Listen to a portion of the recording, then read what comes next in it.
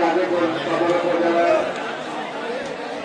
আজকে তিরুজানি ইউনিয়নে তিরুজানি high school ময়দানে আয়োজিত ইফতার মাহফিলে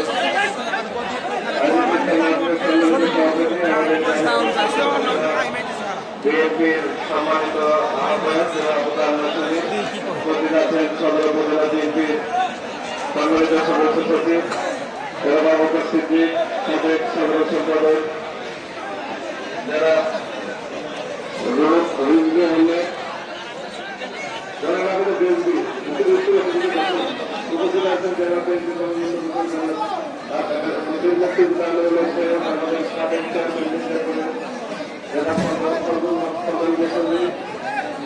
আমাদের বিভিন্ন পর্যায়ে আমরা সম্মানিত সকল ভাই আছেন আমাদের মোলায়েম আছেন আমাদের সিদ্দিক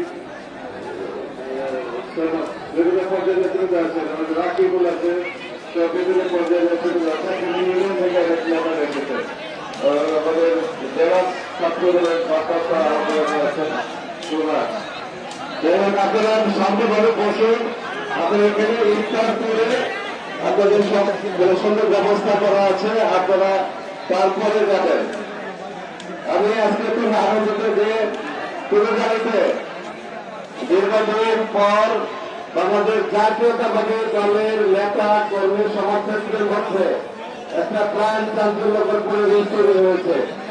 এখানকার যে আমাদের যে বিগত 18 বছর নির্যাতন নিপীড়নের কারণে নানানভাবে আমাদের যেভাবে নেতা কর্মীরা নির্যাতিত হয়েছেন এবং যেভাবে নানানভাবে মামলা হামলা আক্রান্ত হয়েছেন জেল কেটেছেন, তারপরে আজকে বিশাল বিজয়ের পর আমরা বিশ্বাস করি যে সেই অতীতের সকল দুঃখ আমরা ভুলে গেছি।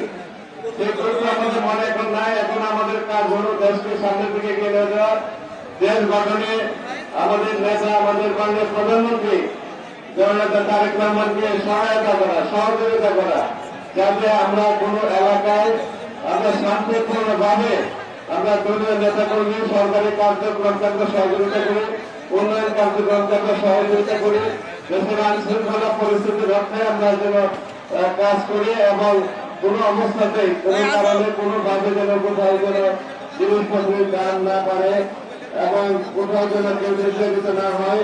কোথাও অনিয়ন্ত্রিত যেভাবে মানুষের জমি বন্ধু দখল করা হয়েছে সেটি যাতে না হয়, মানুষের নির্যাতন হয়েছে সেটি যেন না হয়, মানুষের মিথ্যা মামলা হয়েছে সেটি যেন না হয়। আমরা ভবিষ্যৎকে একটি সৌহার্দ্যপূর্ণ পরিবেশে এই শুধু তিরুজানি নয় সমগ্র গাজীপুর সদর উপজেলাকে আমরা গড়ে তুলতে চাই। গাজীপুর 3 আসনকে আমরা একটা সৌহার্দ্যপূর্ণ এলাকা হিসেবে গড়ে তুলতে চাই। আমরা কোন নির্যাতন নিপীড়ন বা প্রতিহিংসা রাজনীতিতে যাব না। প্রতিহিংসা রাজনীতি যারা করেছে তাদেরকে আমরা সম্পূর্ণভাবে ক্ষমা করে দিলাম, তাদের প্রতি আমাদের প্রতিহিংসা নাই। আজকে তিরুজানি এই এক কথা সকল কেন্দ্রে আমি পাস করেছি, সকল মানুষের কাছে আমি কৃতজ্ঞতা জানাই। আমি বিশ্বাস করি যে এই যে দলের পরিবেশ পরিস্থিতি আজকে যে সামনে দিকে এগিয়ে যাচ্ছে, দলের শক্তি আরো বৃদ্ধি পাচ্ছে, এটি যেন আরো বৃদ্ধি পায়। কারণ তিরুজানি হলো বিএনপির ঘাঁটি, ভবিষ্যতে থেকে ঘাঁটিকে আরো শক্তিশালী করার জন্য আপনারা যা করতে পারবেন আমাকে আমি তাই করবো।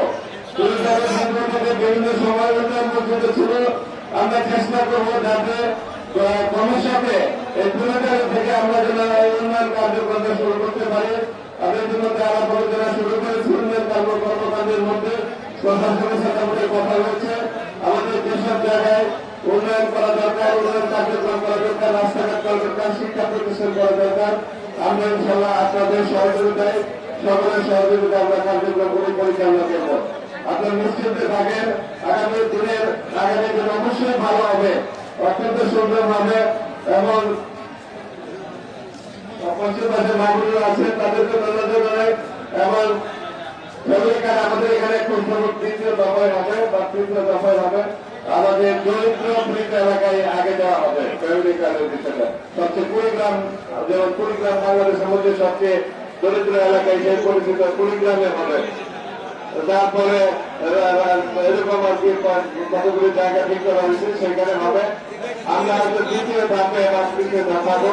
সবাই সমান অধিকার পাবেন, সবাই সমান অধিকার ভোগ করবেন, এতে কোনো সন্দেহ নাই। আমরা চেষ্টা করবো সকলের পাশে থাকতে এবং সবাইকে ঐক্যবদ্ধ রেখে এই এলাকাটাকে যাতে বায়োযোগ্য হয়, সৌহার্দ্যপূর্ণভাবে যেন আমরা বসবাস করতে পারি। এলাকাটাকে সত্যিকার অর্থে একটি মানবিক এলাকা হিসেবে আমরা গড়ে তুলতে চাই, মানব মুক্ত এলাকা হিসেবে গড়ে তুলতে চাই। যারা মাদকের সাথে জড়িত আছে অনুরোধ করবো আপনারা এই মাদক থেকে সরে যান এবং যারা মাদক সেবন করেন এবং মাদক ব্যবসা করেন তারা যেহেতু আসবেন না, দুর্নীতি থাকবেন না। আমরা তাদেরকে ক্ষমা করবো না, কোন অবস্থাতে কোন মাদক ব্যবসায়ী মাদক সেদিনকে আমরা প্রশ্রয় দিব না এবং এই দেশকে আমরা সুন্দর পরিচ্ছন্ন একটি এলাকা হিসাবে গড়ে তুলতে চাই। সত্যিকার অর্থে একটি শান্তির এলাকা হিসেবে গড়ে তুলতে এই কথা বলে সবাইকে ধন্যবাদ জানিয়ে আমি আমার কথা শেষ করছি। সবাইকে ধন্যবাদ। আসসালামু আলাইকুম ওয়া রাহমাতুল্লাহ।